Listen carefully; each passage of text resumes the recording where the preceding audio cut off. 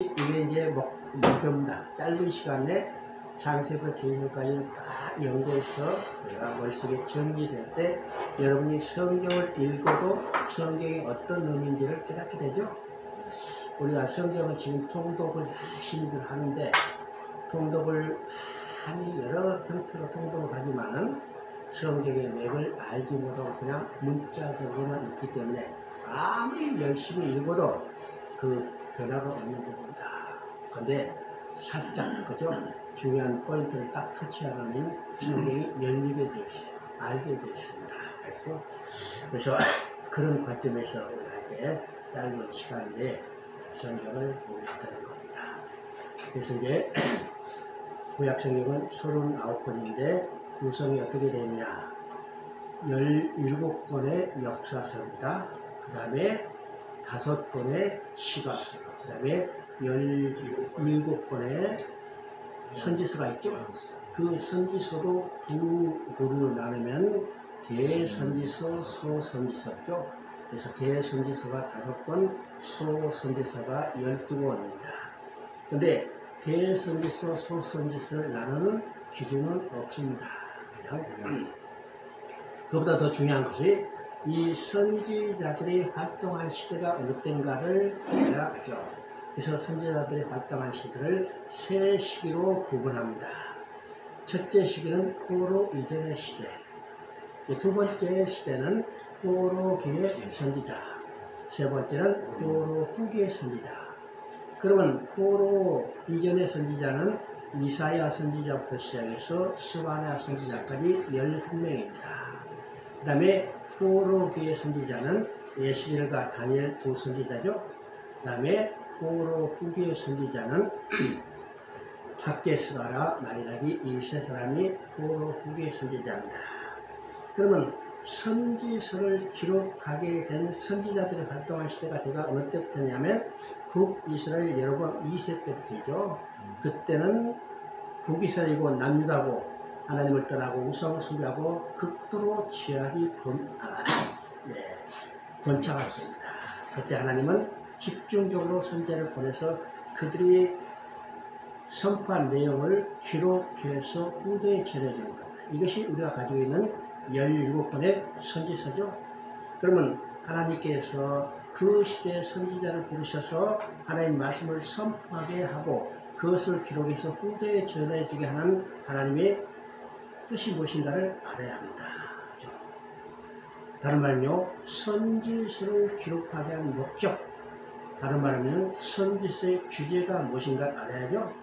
그러면 선지서를 기록하는 목적은 4가지입니다. 첫째는 우상을 숭배하고 악을 행하기 때문에 그들의 죄악을 책망한 겁니다. 이것이 선지서의 첫 번째 주제입니다. 두 번째는 회개를 촉구하는 겁니다. 악에서 회개하고 돌아오라, 회개를 촉구하는 거죠. 세 번째는 회개하고 돌아오지 않으면 심판받는다, 심판을 경고하는 겁니다. 자, 선지서의 주제가 이 세 가지라면요, 죄를 책망하고 회개를 촉구하고 심판을 경고하는 내용이라면 그것을 기록해서 후대에 전해줄 필요 없죠. 왜요? 아무리 회개를 촉구하고 심판을 경고했지만 그들은 돌아오지 않고 멸망받았어요. 그러면 이것이 선지서의 주제라면 기록해서 후대에 전해줄 필요가 없습니다. 그런데 선지서에서 가장 중요한 기록하는 목적이 뭘까? 회복의 약속이 있다는 겁니다. 이 회복은 당대에 이루어지지 않기 때문에 그 회복의 약속을 기록해서 후대에 전해줘요. 후대에 전해요. 그래서 선지서의 가장 핵심은 회복의 약속이 있다는 겁니다. 그러면 선지서를 통해서 우리가 예언의 이중성을 반드시 머릿속에 기억해야 한다고요. 이 예언의 이중성은 어떤 것인가? 선지자가 지금 당대 일어날 일에 대해서 예언을 했습니다. 그것은 바벨론 포로로 끌려가서 그들이 해고할 것에 대해서 예언을 했지만은 실제로 이 앞산에 가려져 있는 뒷산이 있다는 겁니다.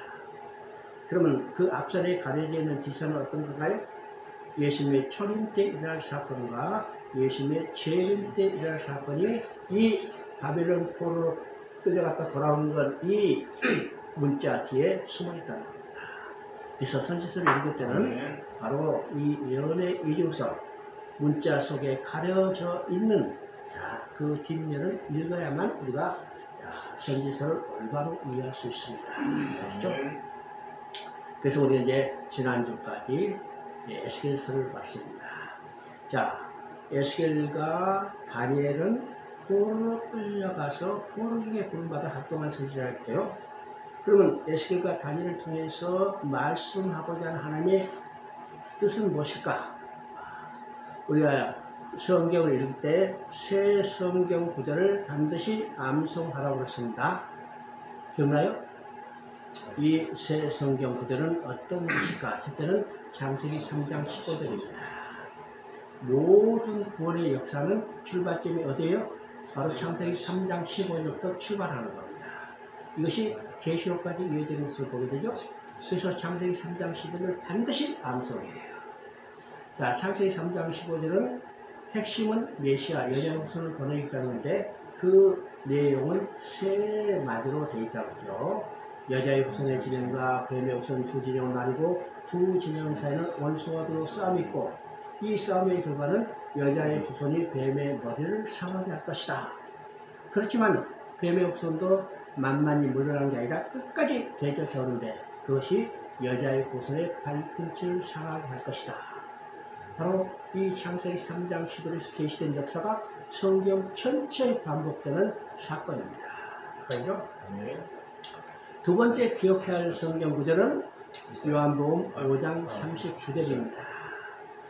너희가 영생을 얻으려고 성경을 연구하거나 성경이 나에 대해서 증언하는 것이다. 성경이 나에 대해서 증언하는 거다. 자, 이제 그 영생을 얻는다고 했죠. 그러면 성경을 기록한 목적과 성경을 우리가 연구하는 목적이 일치하다는 사실을 알아야 합니다. 그렇죠? 일치해요. 자, 성경을 기록한 목적은 어디에 있을까? 요한복음 20장 31절을 한번 찾아 읽어봅니다. 요한복음 20장 31절. 요한복음 20장 31절. 오직 이것을 기록하면, 여기서 기록하면, 그죠? 이건 기록한 목적입니다.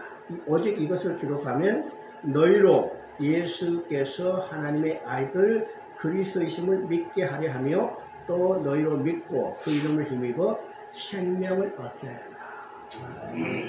성경을 기록한 목적은 딱 한마디로 우리로 하여금 예수 그리스도를 믿고 그로 말미암아 우리가 생명을 얻게 하는 거예요. 생명을 얻게요. 그래서 우리가 성경을 연구한 목적도 어떤가요? 생명을 얻게 하는 겁니다. 그죠? 누구를 통해서? 예수 그리스도를 통해서. 그죠? 그래서 우리가 성경을 연구한 목적, 성경을 기록한 목적도 영생이고 성경을 연구한 목적도 영생입니다. 이 땅에서 얼마나 잘 먹고 잘 살고 누리고 하는 게 목적이 아니라 영생이 있다는 사실을 알아야죠. 이 영생에 대해서는 이제 나중에 기회가 있겠지만 여러 가지 다른 용어로 표현하는데 동쪽으로 갔다 오죠. 첫째는 무엇이요? 천국이요, 하나님 나라요, 구원이요, 그 다음에 영광입니다. 이것이 영생과 동의해요, 실제로. 그렇죠? 우리가 다른 단어로 쓰고 있지만 실제로 합니다. 그래서 우리가 물어볼 때 왜 예수를 믿습니까? 하면 어떤 사람은 천국 가기 위해서 하죠. 어떤 사람은 구원받기 위해서 하죠. 다 같은 단어입니다. 같은 의미예요. 공적으로 영생을 얻기 위해서. 영생을 어떤 것이요? 하나님이 주신 생명으로 하나님과 영원히 함께 사는 거예요. 이게 바로 어떤 삶이요? 천국의 삶이죠. 바로 그래서 요한복음 5장 39절을 암송합니다. 세 번째 우리가 성경을 연구할 때 머릿속에 암송, 기억해야 할 성경 구절은 이사야 48장 11절입니다. 이사야 48장 11절 한번 읽어볼까요?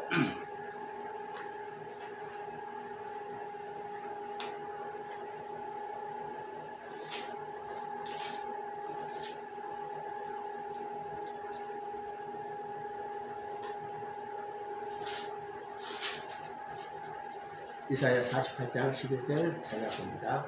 나는 나를 위하여 일을 이룰 것이다. 어찌 내 입을 욕되게 하고 내 영혼을 단정하여 주지 아니하리라.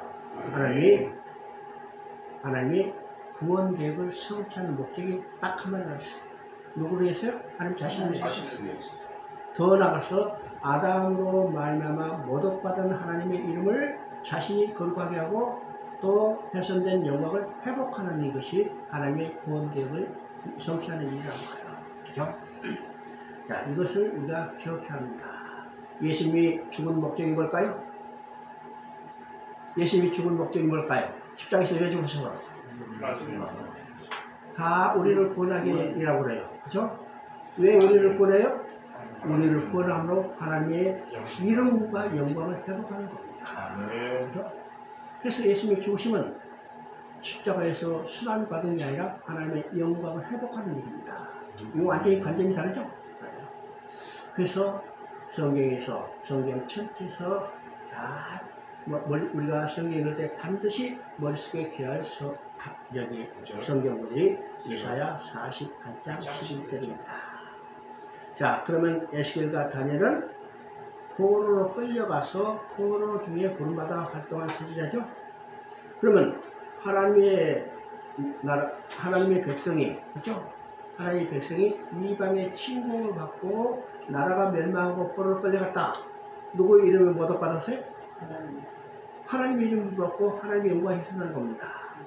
그러면 자기 백성으로 말미암아 모독받은 하나님의 이름과 영광을 어떻게 회복할 건가? 이것이 에스겔과 다니엘서의 핵심 주제입니다. 핵심 주제죠.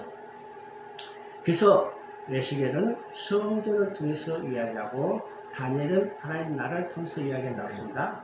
왜일까? 두 사람의 신분이 다르기 때문에. 에스겔은 제사장입니다.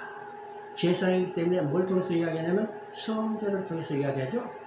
그 다음에 다니엘은 왕족 출신이기 때문에 하나님 나라를 통해서 이야기를 합니다. 그렇죠? 자, 에스겔서는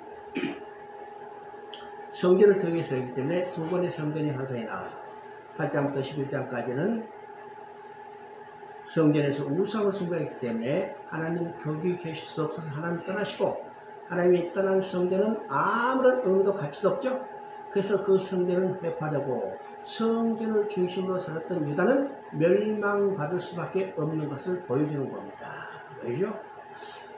그런데 후반부에 가면 이 성전이 회복되는 것을 보여주죠. 이것이 40장부터 48장까지 내용입니다. 그런데 그 중에 중요한 내용이 있습니다. 에스겔은요, 1장부터 33장까지가 전반부고, 32장까지가 전반부고, 33장부터 48장까지가 후반부입니다. 그런데 실제로 중요한 내용이 있는데, 33장 21절, 22절을 한번 읽어봅니다. 33장 21절, 22절. 우리가 사로잡힌 지 12째 해, 10째 달, 5째 날에 예루살렘부터 도망하여 온 자가 내게 나와 말하기를 그 성이 함락되었다 하는데 그 도망한 자가 내게 나오기 전날 저녁에 여호와의 손이 내게 임하여 내 입을 여시더니 다음 아침 그 사람이 나올 때 그때 내 입이 열리므로 내가 다시는 잠잠하지 않는다야. 그럼 지금 전반부 후반부가 실제적인 기준은 지금 여기 지금 읽은 33장 21절 22절입니다. 그러면 33장 21절은 어떠고요? 사로잡힌 지 12회째죠. 이건 에스겔은 두 번째 포로 때 끌려왔던 대표적인 사람이기 때문에 이때는 598년입니다. 그럼 598년부터 12회째는 몇 년이요? 586년이죠. 이건 유다가 바벨론에서 완전히 멸망하고 예루살렘 성이 불타고 성전이 완전히 회파되는 그때입니다. 그때 예루살렘에 온 사람이 예루살렘 성이 함락됐다 전해줬죠. 그러면 예루살렘 성이 함락되고 나라가 멸망했다는 소식이 기쁜 소식일까요? 아니면 슬픈 소식일까요? 그렇죠? 나라가 멸망하고 포로로 끌렸다. 기쁜 소식일까요? 슬픈 소식일까요? 이건 슬픈 소식이죠? 여러분, 멸망했다, 망했다, 다 통곡할 겁니다. 육적으로는 분명히 슬픈 소식이지만은 영적으로는 기쁜 소식이에요. 왜 영적으로는 기쁜 소식일까? 지금 나라가 멸망하고 포로로 여기 성전이 있는 한 이 백성들이 어떻게 해요? 우리는 하나님이 계신 성전이 있기 때문에 반드시 회복하고 돌아갈 것이다. 이것 때문에 선지자를 통해서 들리는 하나님의 말씀을 듣지 않은 겁니다. 듣지 않으죠? 그래서 에스겔은 첫 번째 파수꾼으로 부름받아서 어떻게 했어요? 혀를 입천장에 붙여버렸어요. 그럴까요? 아무리 말해도 듣지 않기 때문에 말하지 못하게 벙어리를 만들어버린 겁니다. 그렇죠? 그런데 지금 왜 말했어요? 잠잠하지 말고 이제는 말하라. 그렇죠? 이제 말하라. 왜요? 성전이 불하고 나라가 멸망했기 때문에 이제는 선지자를 통해서 들려오는 하나님의 말씀을 듣게 되기 때문입니다. 나라가 멸망한 것이 중요한 게 아니라 선지자를 통해서 들려준 하나님의 말씀을 듣는 것이 가장 큰 아주 축복이라는 사실을 우리가 알아야죠. 이것이 32장, 33장, 21절, 22절입니다. 자, 그래서 이제 그 후반부로는 그 뒤로부터는 이제 후반부 회복을 약속하는 데 있습니다. 그러면 에스겔서에서 가장 핵심적인 것은 어딘가? 36장 23절부터 26절까지 한 부분입니다. 여러 나라 가운데서 더럽혀진 이름 곧 너희가 그들 가운데서 더럽혀진 나의 큰 이름을 내가 거룩하게 할지라. 내가 그들의 눈앞에서 너희로 말미암아 나의 거룩한 함을 나타내니 내가 여호와인 줄 여러 나라 사람이 알리로다. 주 여호와의 말씀이라. 내가 너희를 여러 나라 가운데서 인도하여 내고 여러 민족 가운데서 모아 데리고 고국 땅에 들어가서 맑은 물을 너희에게 뿌려서 너희로 정결하게 하되 곧 너희 모든 더러운 곳에서 모든 우상 숭배에서 너희를 정결하게 할 것이며 또 새 영을 너희 속에 두고 새 마음을 너희에게 주되 너희 육신에서 굳은 마음을 제거하고 부드러운 마음을 줄 것이며. 자, 하나님이 자기 백성으로 말미암아 더럽혀진 하나님이 아꼈다고 그랬죠? 그래서 그것을 회복하기 위해서 돌아오게 하는 겁니다. 돌아오죠? 돌아오게 합니다. 근데 지금 어떻게 하는가? 25절을 봅니다. 맑은 물을 너희에게 뿌려서 너희를 정결하게 하되. 돌아오게 하는 그 백성, 꼴목되게 하는 백성을 돌아오게 할 때 어떻게 하겠어요? 맑은 물로 너희에게 뿌려서 너희를 정결하게 하되. 그러면 이 맑은 물로 뿌려서 정결하게 하는 것은 어떤 의미일까요? 지금 포로로 70년 동안 살 때 얼마나 그 환경이 열악했겠어요? 목욕 제대로 했겠어요? 세탁 제대로 했겠어요? 그래서 멀리만 있어도 냄새가 풀풀 나죠? 야, 냄새나! 그래서 물을 뿌려서 그들을 깨끗하게 냄새 안 나게 해서 돌아오겠다는 거예요? 이게 맑은 물로 뿌려서 너희를 정결케 한다서 예수님이 십자가에 창에 허리가 찔려 그 흘린 물과 피로 우리의 죄와 허물을 씻는 것입니다. 이것이 맑은 물로 뿌려서. 근데 그걸로 끝이 아니죠? 새 영을 넣어요. 성령을 부어줌으로 예수 그리스도에서 십자가에 이룬 일을 우리에게 증언해주고 우리가 그를 믿고 중성하게 될 겁니다. 그래서 아까 얘기했지만 우리가 선지서를 볼 때 예언의 복합성, 이중성을 반드시 말해야 합니다. 그 다음 이제 40장부터는 회복된 성전에 대한 이야기입니다. 그렇죠? 그래서 성전이 다 지었을 때 그 성전 이름을 뭐라 그런가? 여호와 삼마, 여호와께서 거기 계신다. 그러면 여러분요 성경을 읽을 때 성전에 대한 개념을 정확히 알아야만 성경이 제대로 읽어진다. 자, 아예 어차피 지금 시간 다 못 꺼내네. 근데 설명을 해야겠어. 이제 성경은 하나의 축이 있다고 그랬죠? 하나의 축이 있는데 그 축은 어떤가? 이루심입니다. 이루심.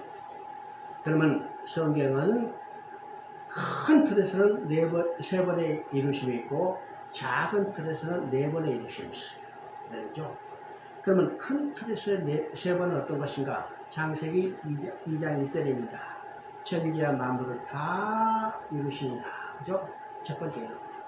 또 두 번째 나온 것은 어디에 이뤘어요? 요한복음 19장 30절에 예수님이 숨을 거두며 이뤘다 선언하죠? 그 다음에 세 번째 이루심은 계시록 21장 6절에 다 이뤘다 합니다. 이것이 큰 틀에서 볼 때 세 번의 이루심입니다. 근데 작은 것으로 볼 때는 또 한 번의 이루심이 있는데 어디에 있는가? 계시록 16장 17에 있습니다. 일곱 번째 선서가 일곱 번째 대접을 공중에 쏟을 때 다 되었다. 다 되었다.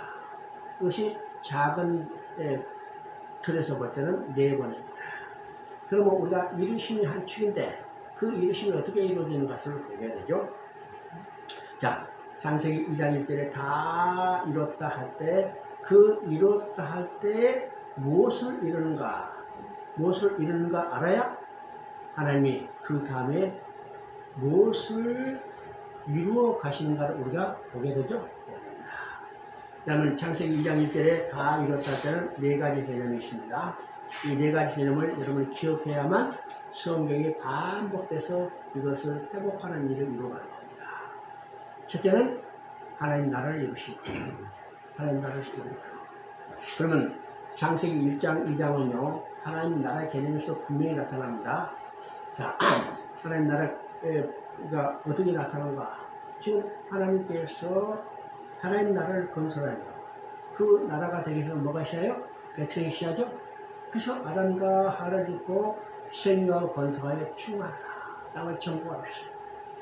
그렇죠? 이게 백성의 개념입니다. 두 번째 개념은 어떤 것이요? 두 번째 개념은 하나님께서 에덴 동산을 지으셨죠? 이건 영토를 지은 겁니다. 그 다음에 나라가 되기 위해서는 어떻습니까? 나라가 되기 위해서는 주권이 있어야죠? 이 주권이 뭐냐? 창세기 2장 17절 선악을 알게 한 나무의 열매를 먹지 마라. 먹으면 반드시 죽이라. 이것이 주권입니다. 주권, 법이에요. 그러면 하나님 나라이기 때문에 하나님 아이 되시고 아담과 하와가 백성이 되고 에덴 동산의 영토가 되고 창세기 2장 17절이 법이 돼서 나라가 성립되는 거죠. 그렇습니다. 두 번째 개념은 성전을 건축하는 겁니다. 이 성전을 건축하는 것은 하나님과 백성이 함께 사는 처소로서의 상징성을 가지고 있습니다. 하나님 창조의 목적은 뭘까요? 자기 형상대로 지은 인간과 영원히 함께 살기를 원하셨습니다. 이것이 뭘로 보이냐면 성전을 통해서 보여줍니다. 그래서 성전은 성경에서 계속 반복되는 중요한 개념 속의 하나죠. 세 번째 이루었다는 개념 속에 안식을 누리게 되는 겁니다. 그래서 창세기 2장 2절부터 3절까지의 제7일의 모든 일을 마치시고 안식하셨습니다. 안식했죠? 그러면 이 안식의 개념은 모든 일을 마쳤는데 그 마친 것이 어떻게 될까요? 하나님 보시기에 참 좋았답니다. 더 이상 일할 것이 없죠? 일할 것이 없다. 그러면 하나님 목적은 뭘까요? 자기 형상대로 지은 인간과 함께 살면서 기쁨의 즐거움에 그의 영광을 드러내는 것. 이것이 안식입니다. 그 중심에 누가 있어요? 하나님 형상대로 지은 인간이 있습니다. 하나님은 그 인간과 함께 살면서 안식을 누리는 거고 인간은 하나님 품속에서 안식을 누리는 거죠. 하나님의 안식이 인간의 안식입니다. 네 번째 다 이뤘다는 개념 속에 무엇을 이루는가? 가정을 이루는 거예요. 가정을 이루는 거예요. 그러면 하나님과 인간의 관계는 어떤 관계를 했어요? 남편과 아내의 관계죠. 그래서 아담과 하와의 관계를 통해서 두 사람이 부모를 떠나서 연합하여 한 몸을 이룬다. 결혼을 관계입니다. 이 가정을 이룬 거죠. 하나님도 인간과 남편과 아내의 관계를 통해서 영원히 함께 살길 원했던 거예요. 이 가정입니다. 남편과 아내가 함께 살면 어떻게 해요? 자동적으로 자녀가 태어나죠? 이게 관계를 이루는 겁니다. 그러면 하나님 나라, 성전, 안식, 가정의 핵심에는 누가 있어요? 바로 인간이 있습니다. 인간이요. 근데 3장에서는 어떻게 해요? 인간이 하나님의 언약을 어기고 범죄하고 하나님 앞에 쫓겨났죠? 쫓겨났습니다. 이 쫓겨난 인간이 쫓겨났기 때문에 하나님이 창세 때 건설했던 이 네 가지 개념이 다 파괴된 거죠? 하나님 나라가 파괴됐어요. 성전이 파괴됐어요. 안식이 깨졌어요. 가정이 파괴된 겁니다. 그러면 이 파괴된 것을 하나님이 그대로 두지 아니하시고 이것을 회복하는 일이에요. 회복하는 일이죠. 자, 그러면 누구를 통해서 어떤 방법을 통해서 할까? 바로 그 중심에 누가 있냐면 인간이 있죠. 인간을 찾아야 합니다. 백성을 찾아야 합니다. 그럼 그 백성은 누구를 통해서 찾을까요? 창세기 3장 15절에 여자의 후손을 보내주겠다. 창세기 3장 21절에 가죽옷을 지어 입히겠다. 그러겠죠? 그래서 이 여자의 후손이나 가죽옷이 구약 내내 여러 모양과 여러 방법으로 계시됐어요. 됐죠? 자, 히브리서 1장 1절과 2절의 개념이 구약과 신약을 딱 아주 구분하는 개념이죠. 히브리서 1장 1절에 옛적에는, 그죠? 이건 구약 시대입니다. 옛적에는 선지자를 통해서 우리 조상들에게 여러 가지 모양과 여러 가지 구분으로 말씀하신 하나님, 여기서 중요한 것입니다. 여러 가지 모양과 여러 가지 구분으로, 그죠?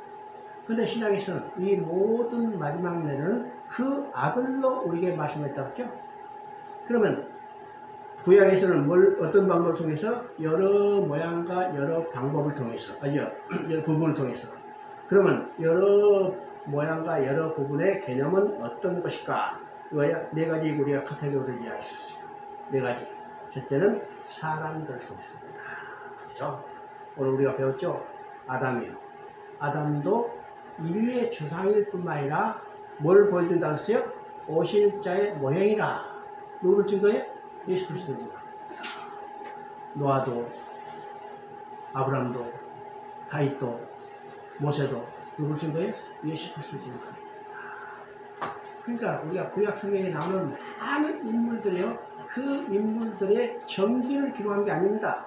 그 인물들을 통해서 어떤 교훈을 받기 위한 목적이 아닙니다. 그 인물을 통해서 누구를 증거해요? 예수 그리스도를 증거합니다. 예수입니다. 그 다음에 두 번째 카테고리는 사건들이죠. 구약에 나오는 많은 사건들을 통해서 궁극적으로 누구를 증거하면 예수 그리스도를 증거하는 겁니다. 구약에 나오는 가장 중요한 사건은 어떤 사건인가? 바로 출애굽 사건입니다. 출애굽 사건이요.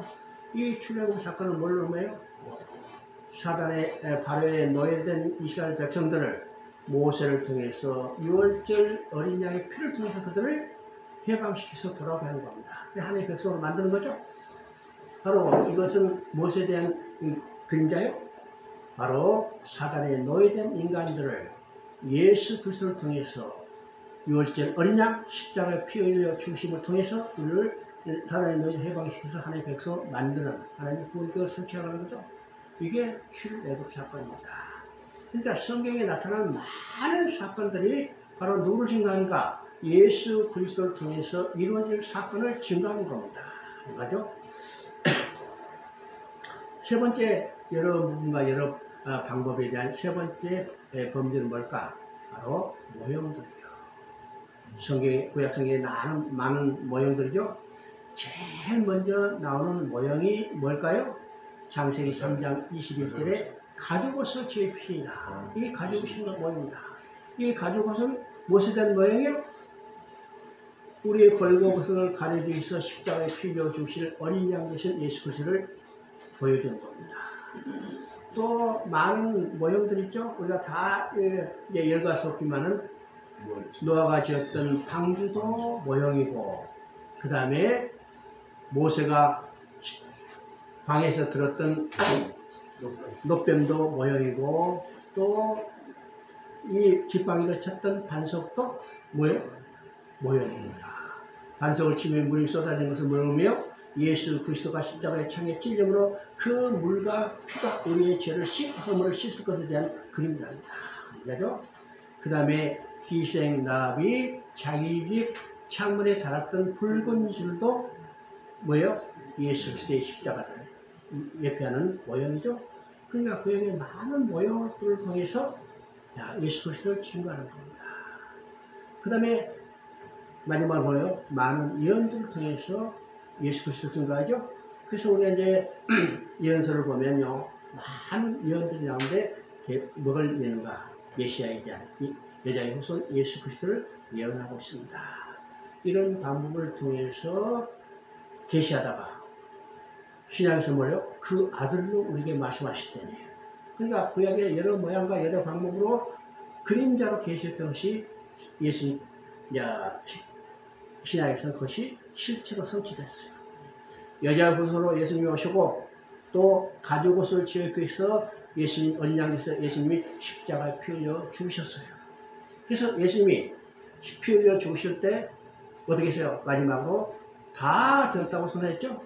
이 되었다 하는 것은 잃어버린 백성을 찾았다는 거예요. 다섯 가죠? 이것이 두 번째 이루심의 축입니다.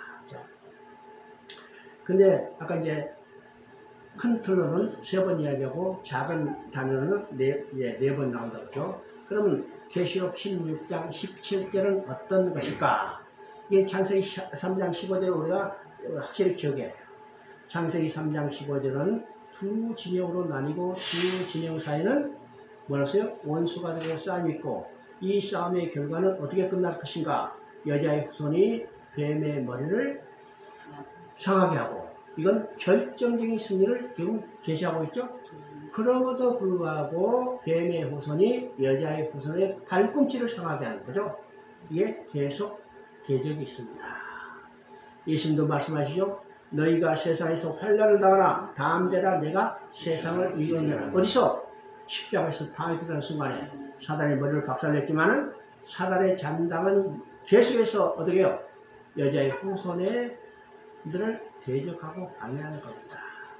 그러면 이 여자의 후손의 발꿈치를 상하게 하는 이 사단의 세력도 완전히 진멸돼야죠. 언제? 7번째 대접을 쏟을 때. 다 되었다. 이건 사단의 잔당도 다 완전히 진멸됐다. 그러면 그 사단의 잔당들을 우리가 뭐라고 해요? 큰 용과 짐승과 거짓 선지자라고 합니다. 이 큰 용과 거짓 선지자와 짐승도 계시록 20장 10절을 보면 어떻게 됐어요? 꺼지지 않은 영원한 불못에 던져진 겁니다. 그러면 이제 여자의 후손을 괴롭힐 세력이 아무것도 없어졌죠? 그래서 계시록 21장 6절에 다 이렇다고 선언하는 겁니다. 하나님의 계획과 목적이 완전히 성취됐다. 그래서 계시록 21장 6절에 뭐라 써요? 다 이렇다 선언하고 나는 알파 오메가요 처음이고 마지막이다. 그럼 알파는 창세 때 시작했죠? 다 이렇다고 선언했기 때문에 오메가가 되신 겁니다. 하나님은 창조의 목적대로 다 이루어진 것을 선언한 거죠? 그럼 뭐가 회복됐을까요? 뭐가 회복됐을까? 첫째는 하나님 나라가 회복된 겁니다. 두 번째는 뭐예요? 성전이 지어진 겁니다. 세 번째는 안식이 회복되는 거죠. 네 번째는 가정이 회복되는 겁니다. 그래서 우리가 계시록 21장 1절부터 7절까지 이 7절 사이에 이 모든 것이 회복된 것을 우리가 보게 됩니다. 계시록 21장 1절부터 7절까지 한번 읽어봅니다.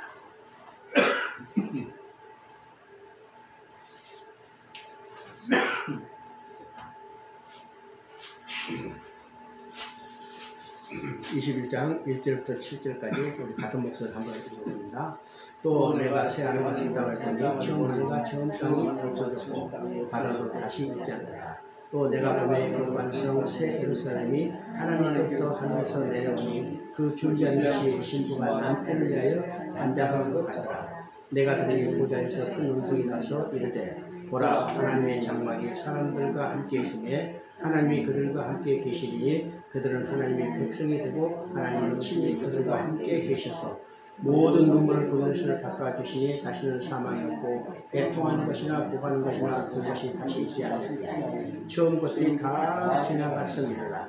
보좌에 앉으신 이가 이르되 보라 내가 만물을 새롭게 하시고 또 이르시되 이 말은 신실하고 참되니 기록하라 하시고 또 내게 말씀하시되 이루었도다 나는 알파요 처음과 마지막이라. 내가 수수물을 농원을 내게 값없이 주니 이기는 자는 이것들을 상속으로 받으리라. 나는 그의 하나님이고 그분의 아버지라. 자, 7절 읽었는데 이 7절 속에 네 가지 개념이 다 들어있죠? 하나님 나라 해보라. 넌 내 백성이 되라. 성막이 회복이 됐죠? 안식이 회복됐죠? 그 다음에 가정이 회복된 겁니다. 이게 창세기 2장 1절에 다 이뤘다 할 때 다 이뤘다는 개념 속에 뭐가 있는가를 우리가 기억해야 성경 전체에서 그것을 회복하는 일을 이루가고 계시의 것을 다 이뤘다고 선언하는 것을 보게 됩니다. 다니엘 이야기, 에스겔 이야기 같은 성경 전체 다 해야 됩니다. 이런요. 계실 수 있으나 우리 이제 다 있지만은 이제 또 새로 오신 분들 처음 들으니까 성경 전체의 흐름이 무엇인가 한마디로 머릿속에 정리돼야 성경을 쉽게 읽을 수 있습니다. 그 다음 이제 다니엘서를 봅니다. 자, 다니엘과 에스겔은 뭐라고 써요? 포로로 끌려서 나라가 밀려면 포로로 끌려가서 포로 중에 구름바다 활동하는 선지자였습니다. 그러면 에스겔과 다니엘은 동일한 주제죠? 네. 자기 백성으로 말미암아 모독받은 하나님의 이름과 영광을 누구를 통해서 회복할 것인가? 이것이 에스겔과 다니엘서의 주제입니다.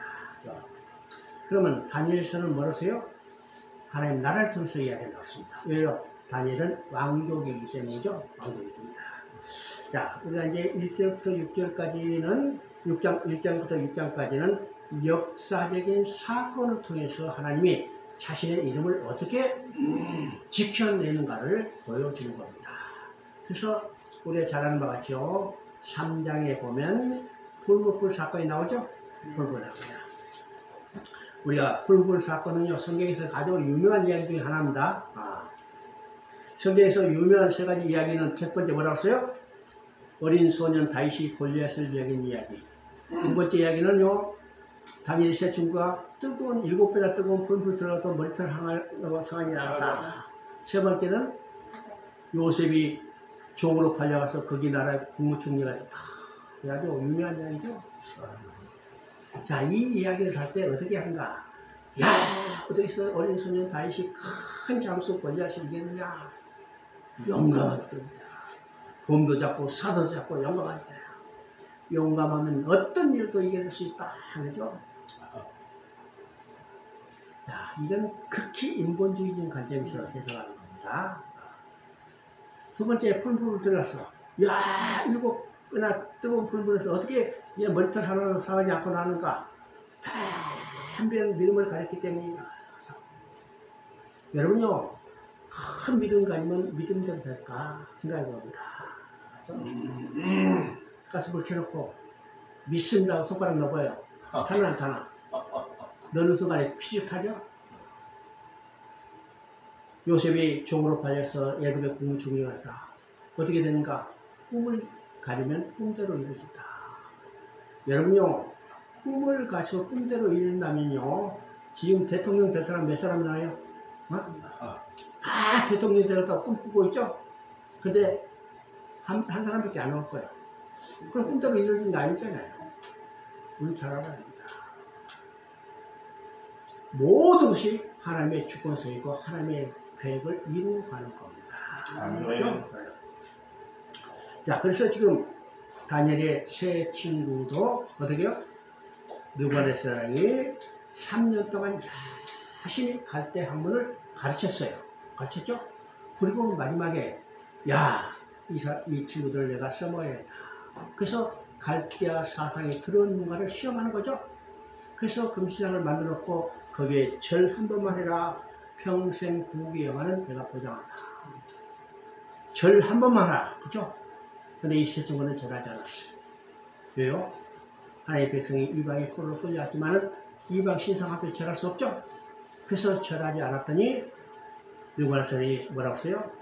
내가 뜨거운 불불에 접어넣을 텐데 너희를 내 손에서 건져낼 신이 누구입니다. 자, 그때 이 세 친구가 뭐라고 써요? 우리가 섬기는 하나님이 계시라면 왕의 손에서 뿐만 아니라 불 가운데도 우리를 건져내 주시라. 그래서 불을 들어갔어요.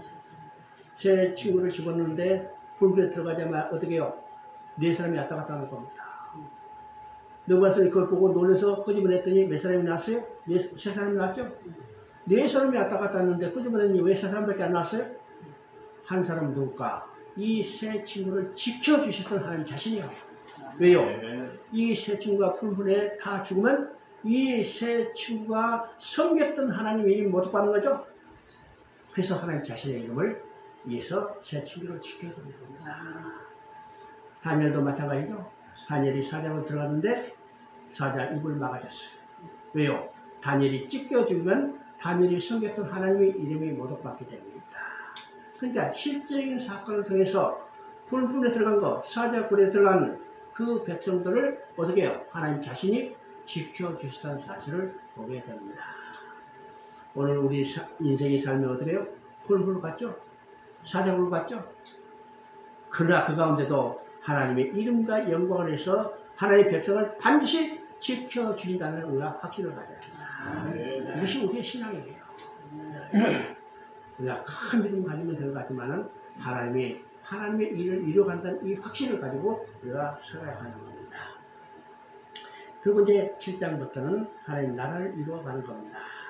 우리가 2장에 보면요, 2장 44절에 여러 왕들의 시대에 하나님께서 한 나라를 이루신다고 했어요. 누구를 통해서 이루실 건가? 45절 보니까 손을 대지 않은 한 돌이 산에서 나와서, 그러면 손을 대지 않은 한 돌은 누굴까요? 바로 반석 대신 예수 그리스도입니다. 예수 그리스도를 통해서 하나님 나라를 건설해 가는 겁니다. 그렇죠? 이것이 바로 다니엘서를 통해서 말씀하시는데, 우리가 다니엘서에서 헷갈리는 이야기들이 많죠? 한번 읽어봅니다. 다니엘서 9장 24절 25절 한번 읽어봅니다. 9장이요? 9장.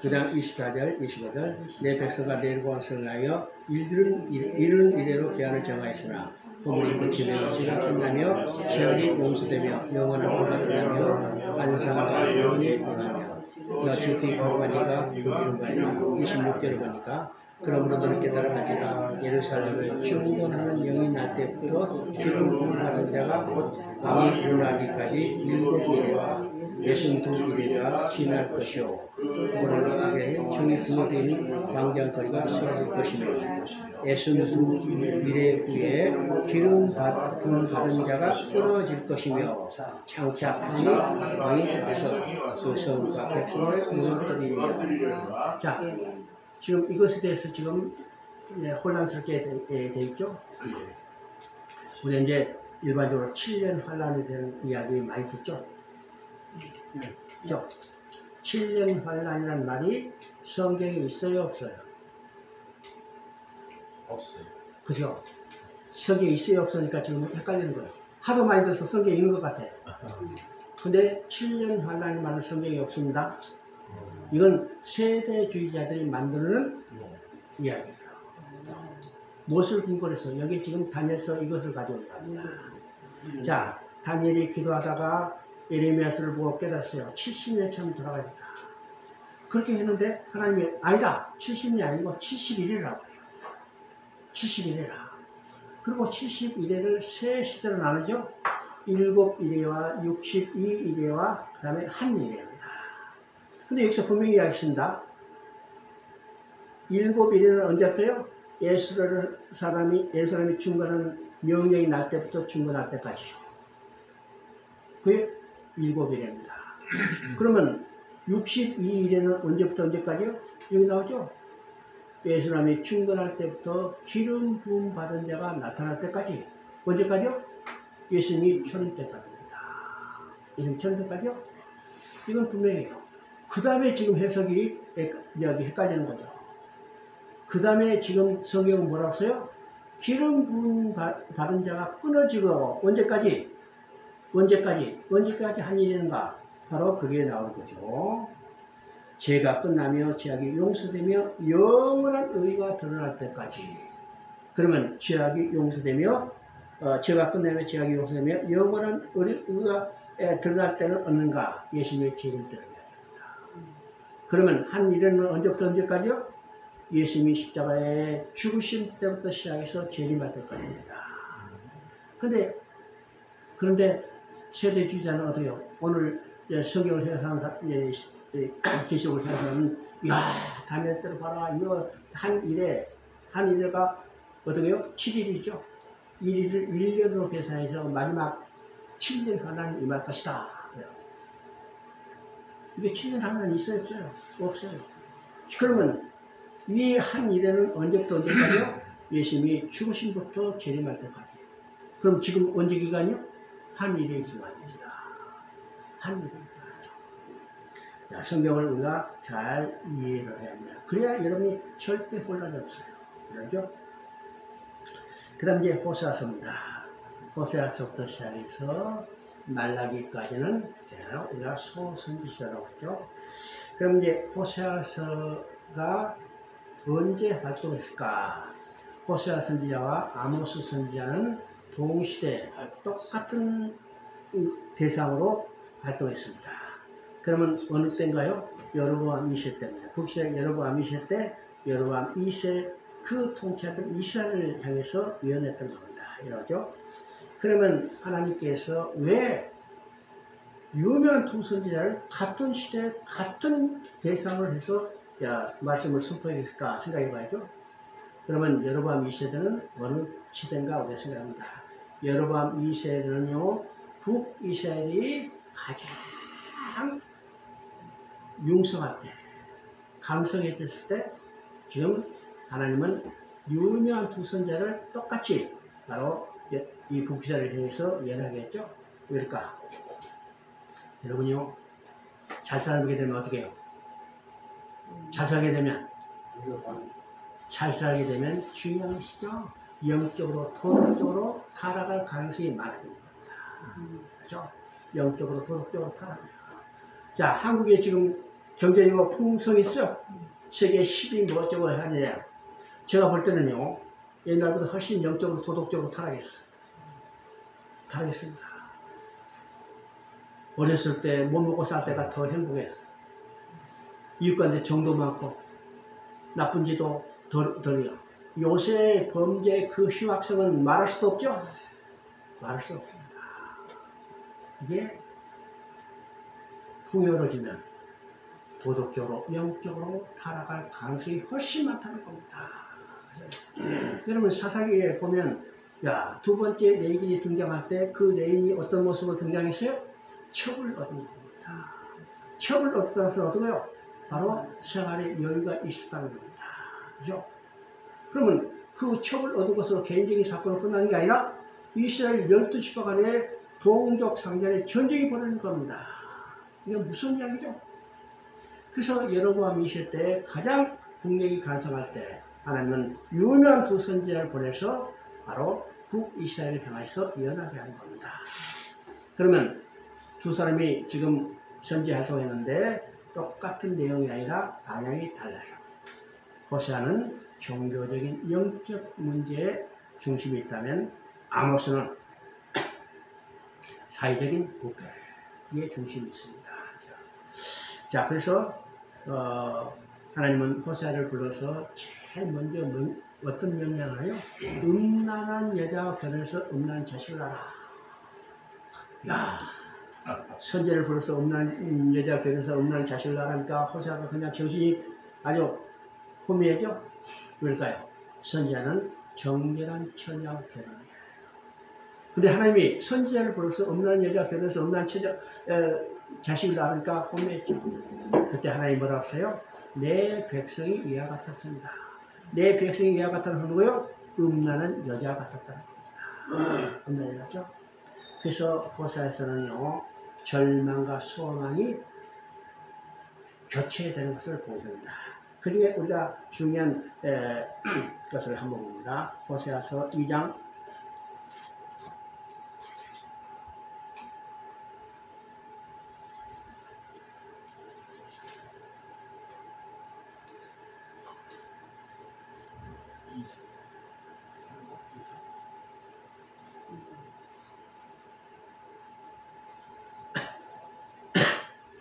2장 2절 한번 읽어봅니다. 2장 2절 너희 어머니와 남자가 그는 내 아내가 아니오 그는 내 남편이 아니다. 나는 그의 남편이라서 음란을 사이에서 음행을 제하라. 자, 이것은 이제 절망이죠? 지금 어디고 내 아내가 아니고 나는 내 남편이 아니라 이건 완전히 절망입니다. 하나님과 인간의 관계는 어떤 관계요? 남편과 아내의 관계라고 했죠? 근데 나는 내 남편이 아니고 너는 내 아내가 아니다. 이건 완전히 절망입니다. 근데 하나님은 절대로 절망으로 끝내지 않으십니다. 끝내죠? 그래서 2장 19절을 봅니다. 2장 19절 20절 내가 내게 장가들어 영원히 살때 공야 청량 은총과 공의 여김으로 내게 장가들어 진실함으로 내게 장가들니 내가 영원을 알리라. 자, 앞에서는요 헤어졌어요. 그죠?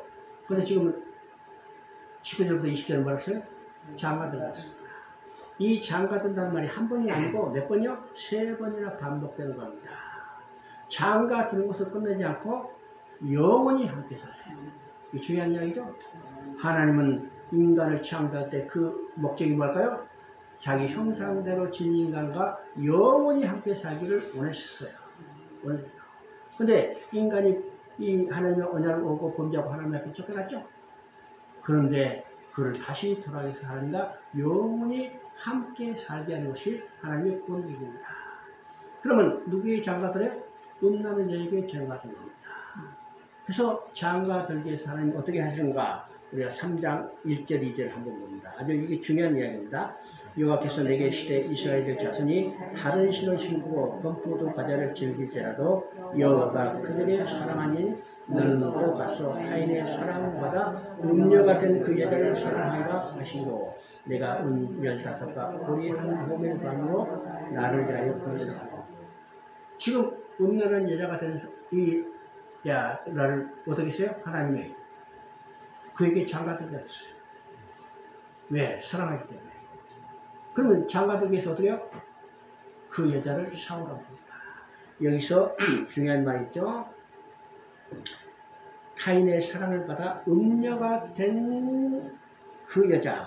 그래서 음녀가 된 그 여자, 이 말은요, 오늘 말하면 장녀가 된 여자입니다. 자녀입니다.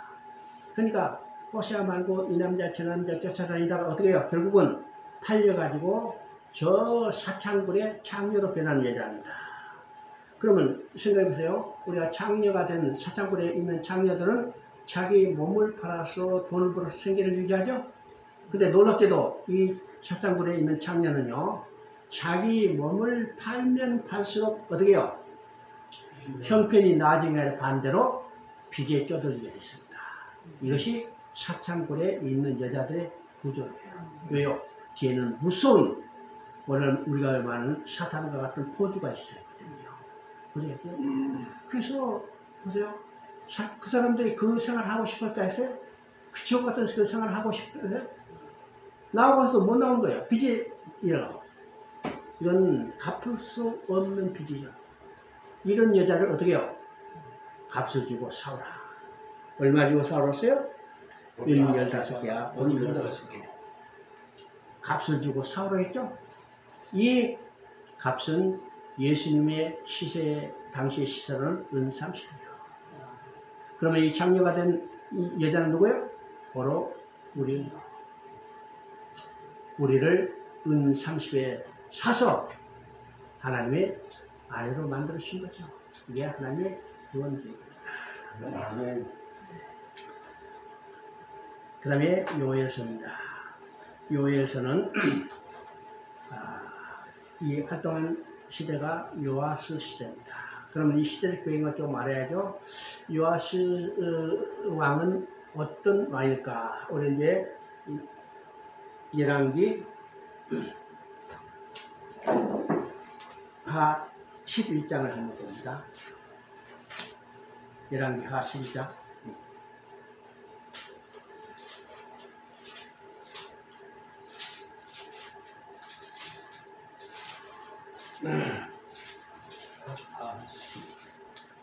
열왕기 하 11장을 보면 이제 어떤 애가요? 아하시아 어머니 아달랴가 그의 아들이 죽는 것을 보고 일어나 왕의 자손을 모두 멸절하였으니, 여기서 지금 아달랴가 나오죠? 이 아달랴는 북이스라엘의 아합과 이세벨의 딸입니다. 이 북이스라엘의 아합과 이세벨의 딸 하면 어떻게 해요? 이건 뱀의 후손의 진영이자. 그러면 이 아달랴가 남유다로 시집왔어요. 왜요? 이 남유다의 왕이었던 여호사밧이 북이스라엘과 동맹을 맺었죠? 그 동맹을 견고히 하기 위해서는 뭐예요? 정략구이라는 겁니다. 그래서 아합의 딸을 아달랴를 자기 며느리로 맞아들였어요. 그래서 이제 남유다로 시집온 이 아달랴가 자기 시아버지가 죽자 남편이 왕에 올랐어요. 그래서 남편을 충동해서 온 유다에 우상을 숭배하게 합니다. 하나님이 이 여람을 악하게 여기셔서 치자, 그 다음에 그 아들 아하시아가 왕에 올랐죠. 그럼 이제 왕모가 된 아달랴가 자기 아들을 충동해서 온 유다에 우상을 숭배하게 해요. 하나님이 아하시아도 쳤어요. 그러면 누가 할까요? 그 손자가 왕에 올랐는데 때려치고 아달랴가 스스로 왕에 오른 겁니다. 그래서 한 일이 뭘까? 왕의 후손을 다 진멸하는 겁니다. 왕의 후손을 진멸하는 것은 누구의 후손이요? 다윗의 후손들입니다. 다윗의 후손을 다 진멸하는 것은 다윗의 후손으로 오실 메시아, 곧 여자의 후손이 태어나지 못하도록 대적하는 거죠. 이게 성경의 역사입니다. 그런데 하나님은 이 아달랴 딸 여호사밧을 이용해서 자기 조카 1살 된 요아스를 도둑질해서, 그죠? 도둑질합니다. 후에 승계해서 성전에서 6년 동안 길렀어요. 그럼 요아스는 성전에서 6년 동안 하나님의 양육을 받은 후에 이제는 이 아달랴를 몰아내고 왕에 오릅니다. 왕에 올랐죠? 그래서 요아스는요, 왕정 초기에는 하나님의 뜻대로 나라를 잘 다스리다가 그게 대시장했던 여야다가 죽자 이제는 방백들의 말을 듣고 어떻게 우상을 숭배하기 시작합니다. 우상을 숭배하죠? 자, 하나님은 이 우상을 숭배하는 요아스를 징계하기 위해서 뭘 일으키냐면 메뚜기 떼를 이용해서 엄청난 기근을 이게 여호와의 날입니다. 여호와의 날이죠. 그래서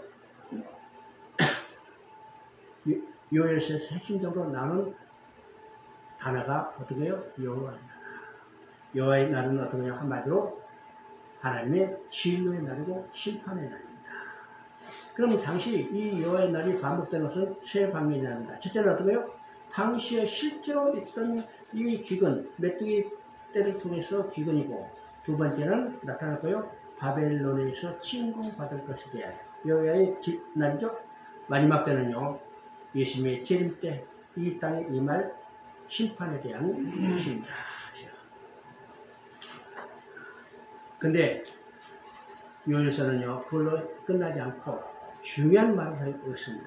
중요한 말은 2장 28절부터 한번 보겠습니다. 요엘서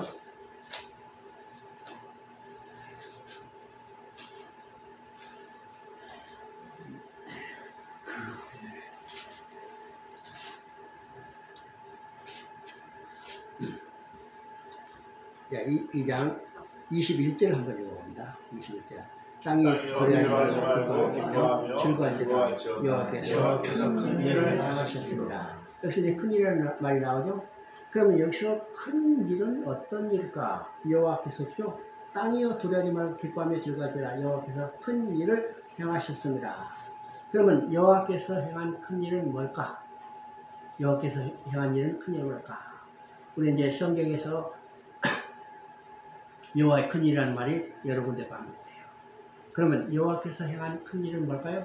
우리가 큰 일 하니까 멋있게 얼른 생각하면요, 아, 기적과 이사를 행한 일이 큰 일이구나 생각하죠.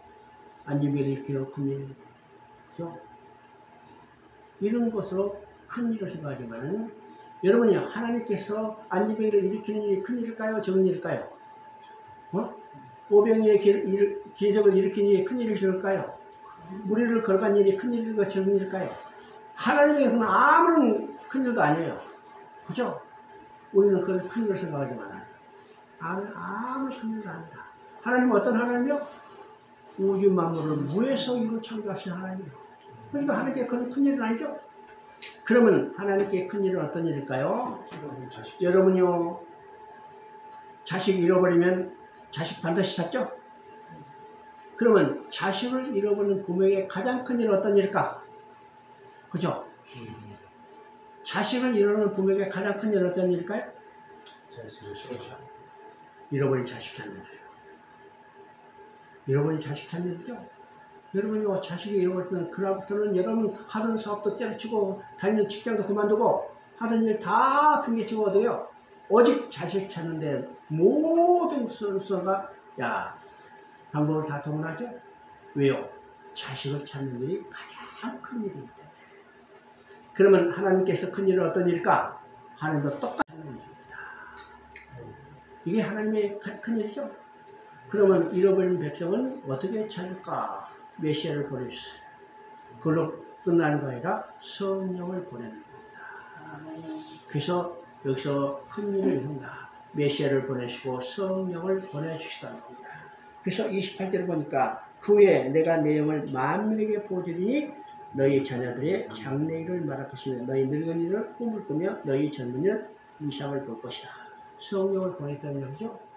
자, 요엘서에서 말하는 이 성령을 보냈다는 것은 사도행전 2장을 통해서 보면 성취된 것을 보겠죠.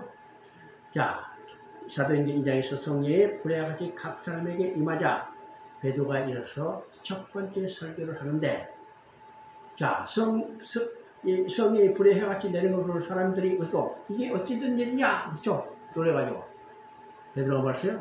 내가 그것을 알게 해주겠다. 알게 해주길 때 뭘 인용해서 요엘서 2장 28절을 통해서 바로 요엘서 2장 28절에서 약속한 성령이 임한 것이다. 이것을 증거하는 것을 보게 됩니다. 그 다음 이제 아모스서입니다. 아모스서는 아까 이야기했죠. 호세아서하고 동시대죠. 그러니 호세아서는 종교적이고 영적인 문제에 대해서 중심적으로 위헌활동을 했다면 아모스 선지자는 사회적인 부패에 대했습니다. 왜 사회적인 부패가 될까? 여러분요, 경제가 발달하고 사회가 잘 살게 되면 어떤 현상이나요? 반드시 갈등의 구조가 나타납니다. 비리고, 그죠? 사회적 갈등. 그래서 가진 사람은 더 많이 갖기 위해서 못 가진 자를 수탈하고, 또 권세를 가진 사람은 그 권세를 유지하기 위해서 뭐예요? 인권을 유리하는 겁니다. 이것이 사회적인 일반적인 현상이에요. 어떤 나라든지, 그렇죠? 어떤 나라든지. 바로 이 시대가 어느 시대요? 아모스 시대입니다. 아모스 시대. 그래서 여기 나오죠. 아모스가 경고한 대상자는 주로 누구요? 그 당시에 사회 지도계급입니다. 불의한 재판관, 부자, 권세자, 사치기업, 교직수장, 바로 그 시대 지도죠. 이 아모스 시대를 보면요, 오늘 한국의 이 시대를 그대로 보는 것 같아요. 똑같습니다. 똑같아요. 그러니까 아담이요, 부패한 인간들이 하는 짓은 다 똑같아요. 어느 시대나 어느 나라나 똑같아요. 정도만 차이가 있을 뿐이죠. 그렇죠? 자, 이때 하나님은 아모스 선지자를 뽑으셨어요. 아모스 선지자. 아모스 선지자는 어떤가요? 저 두가의 두가 지방에서 뽕나무 지배하는 자, 양치는 자라고 했죠? 양치는 자. 야, 이 하나님은 이 아모스 선지자를 불렀는데, 그러면 아모스 선지자가 지금 4장을 보면요, 이거 보세요. 4장 6절을 한번 읽어봅니다. 4장 6절. 또 내가 너희 성에 너희를 깨끗이 하여 너희 각 처소에 양식이 떨어지게 하였으나 너희가 내게로 돌아오지 아니하였나이다. 여호와의 말씀이다. 그러면요, 5번의 재앙이 임한 것을 보여줍니다. 그러면 5번의 재앙을 내린 목적은 뭘까요? 그들이 재앙을 통해서 회개하고 돌아오게 하는 하나님의 마음입니다. 근데 돌아왔어요? 돌아오지 않았어요? 돌아오지 않았습니다. 돌아오지 않아. 자, 이건 뭘 보여서 볼까요? 우리가 계시록을 보면 7인, 7나팔, 7대접의 재앙이 나타나죠? 그 재앙은 심판의 목적이 있는 게 아니라 그 재앙을 통해서 회개하고 돌아오게 하는 것이 하나님의 마음입니다. 하나님은요, 심판의 목적이 있는 게 아니라 구원의 목적이 있어요. 그래서 하나님은 어떤 것이요? 노하기를 더디게 하시는 하나님입니다. 언제까지? 회개하고 돌아올 때까지 길이 참으신 하나님. 그러면 누가 심판받아요? 회개하고 돌아간 자들이 심판받는 겁니다. 그렇죠? 그래서 아모스서를 통해서도 재앙을 내려서 회개하고 돌아오기를 했지만 돌아가지 않았어요. 돌아가잖아요. 그래서 4장 12절을 보면 너희가 하나님을 만나기를 준비하라고 했어요. 왜요? 모든 사람은 하나님을 만나게 되죠? 언제? 마지막 심판 때.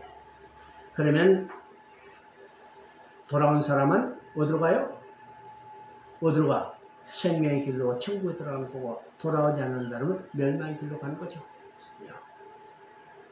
자, 아모스 선지자는요, 아모스 선지자는 아까 얘기했죠. 저 두 가지 방에 양치는 자, 뽕나무 재배하는 자였습니다. 그럼 우리가 생각할 때, 야, 이거 완전 무식한 촌놈, 이렇게 생각하지만, 아모스 선지자는 절대 무식한 사람이 아닙니다. 굉장히 당신은 현자였는데, 그가 시골에 가서 지금 은퇴생활을 하는 거예요. 은퇴생활. 그래서 하나님의 그를 불러서 지금 담대 외치는다. 왜 이 사람이 상당히, 자, 학식과, 자, 그것을 갖추고 있는가를 보게 되는 것은 이 사람이 지금 예언 활동하는 대상이 누구예요? 당시의 지도자급이에요. 지도자급에서 그 사람들을 회개하고 돌아오게 하려면요, 그 사람들에게 수준에 맞는 이야기를 통해서 가르쳐 줘야죠. 그래서 아모스는 결코 우리가 생각할 때, 야, 시골 완전히, 어떤 말은요, 무지개 같은 사람이 아니라 상당히 현자였습니다. 그죠? 근데 아모스는요, 부르짖는다 했어요. 우리가 이제 1장에도 보면 부르짖고, 3장에도 사자와 같이 부르짖는다고 했죠? 사자가 부르는 것은요, 어떠해요? 사자가 부르는 것은 사자가 숲에서 으르렁할 때 그 사자의 으르렁 소리를 듣는 그 짐승들은, 야생동물들은 목음을 못 잡습니다. 그 정도로 아주 부르짖습니다. 왜요? 아모스는 이미 모든 것을 다 내려오는 사람이기 때문에 잃을 것이 없죠? 그래서 지도자들에서 사자처럼 부르짖는 겁니다. 오늘 이 시대도 이 사자처럼 부르짖는 선지자들이 나와요. 그렇죠? 네. 자, 근데 9장 11절부터 15절까지는 심판 이후에 5가지 약속을 보여주신 것을 보게 됩니다. 그 약속은 첫째, 다윗 왕가의 지어입니다. 두 번째는 만국의 기업을 얻게 하는 약속이고, 세 번째는 풍성한 물질적인 축복, 그 다음에 포로에서 귀환을 약속하고, 왕국의 영원한 보존을 약속하는 겁니다. 그러니까 선지서는 마지막에 뭐예요? 반드시 회복을 약속하는 것을 우리가 보게 됩니다. 그렇죠? 그 다음에 이제 오바다입니다. 오바다 하면요, 우리가 그냥 잘 모르죠? 일반 성도들 오바다 하면 어디 있는지 몰라. 시장에 있는지 구역에 있는지 한참 들다 설교 끝나고 찾아. 그렇죠? 잘, 우리가 오바다를 가지고 설교한 적도 거의 없고, 오바다를 가지고 설교한 것을 들은 적도 거의 없어요. 나 오바다를 가지고 설교한 거 한 번도 들어본 적 없어요. 지금까지. 그러니까 오바다는 그냥 어디 그냥 쓰여있죠. 뿐만 아니라 오바다는 구약성에 유일하게 한 장으로 된 성경입니다. 그러면 오바다가 누군지에 대해서 정확히 성경에 아무런 언급도 없고, 그런데 오바다는 어느 시대 활동했는가? 바로 유다 멸망을 당시에 활동했던 선지자입니다. 그러면 오바다는 그 대상이 누구냐면 에돔입니다. 에돔이죠? 그러면 에돔은 어떤 족속일까요? 에서의 후손입니다. 그러면 야곱의 형제죠? 야곱의 형제면 서로 우애를 가지고 할 텐데, 언제부터 싸움이 있었어요? 리브가의 뱃속에부터 싸움이 있어. 이건 여자의 후손과 뱀의 후손 두 진영이 나눌 것을 의미했죠? 근데 이 에돔 족속은 어떤 족속이었는가? 바로 야곱이 애굽에 가서 400년 동안 노예로 살 때 그들은 세일산에서 가나안 땅에서 왕노로 살고 있었습니다. 오늘은죠? 자, 이 족속이, 에돔 족속이 유다가 멸망할 때, 바벨론의 앞잡이 노릇을 했습니다. 그러니까 유다가 멸망할 때 결정적으로 지금 바벨론을 도와서 멸망할 때 결정적인 역할을 한 거죠. 바로 이 에돔의 심판을 지금 경고하는 것이 오바드서입니다. 오바드서죠. 그러면 에돔에 대한 심판은 두 가지로 입니다. 그들의 교만한 마음과 야곱에 대한 파악한 것. 그래서 그들이 번성했다 하더라도 하나님은 이 에돔을 반드시 멸망할 것에 대해서 경고하는 겁니다. 그죠? 자, 오늘 에돔 족속은 존재하지 않아요. 멸망을 말했죠? 그러니까 세상적으로 형통하고 그들이 잘 된다 하더라도 하나님을 떠난 이 백성은 반드시 멸망받게 된다는 것을 보여주고 있습니다. 자, 1장 17을 보면 오직 시온산에 피할 자가 있습니다. 야곱 족속은 자기 기업을 반드시 누리게 된 반면에 에돔 족속은 어때요? 멸망받게 되는 것을 봅니다.